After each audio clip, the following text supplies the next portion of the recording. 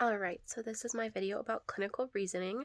What clinical reasoning means to me is collecting all the relevant data for that patient, um, from labs to vitals, all complete assessment, and using all of that information in mixed with your critical thinking skills to determine what the best interventions are for the patient.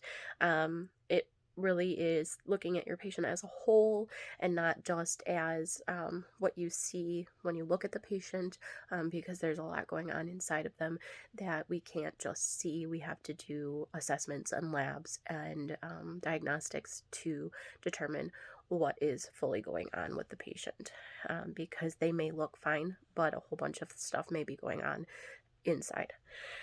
Um, Clinical reasoning and the nursing process, I believe that they're kind of one in the same. Um, Clinical thinking and the nursing process, involve going through the assessment, diagnosis, planning, implementation, and evaluation, to best plan the interventions and the best outcomes for the patient. Um, I think that, yeah, they're just really one and the same, and you can't do one without the other.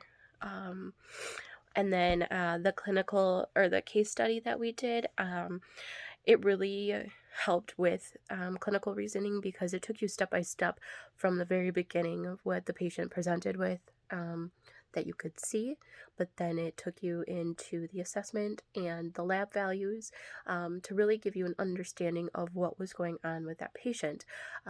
It then asked you questions based on those values, what you would do, what it signified, and really got you thinking about, okay, you've got this lab value. Now, what does this mean for this specific patient? Not necessarily for you or me, but for this patient in particular.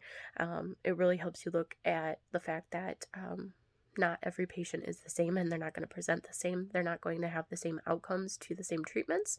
And this is a good example because she, the patient, got a lot of the normal the treatment that you would expect for, especially for the edema, for the fluid retention, and it did not improve like you would think it would. So, really getting that idea that each patient is different and is going to react different to the same um, treatment that the next person may get. They may just have a completely different outcome. And really monitoring those vitals and labs to stay on top of what's going on with your patient because, again, the outward appearance of this patient didn't seem to change too much, but the labs indicated that she wasn't getting much better. She wasn't necessarily getting a whole lot worse, but she wasn't getting the improvement that we were hoping for.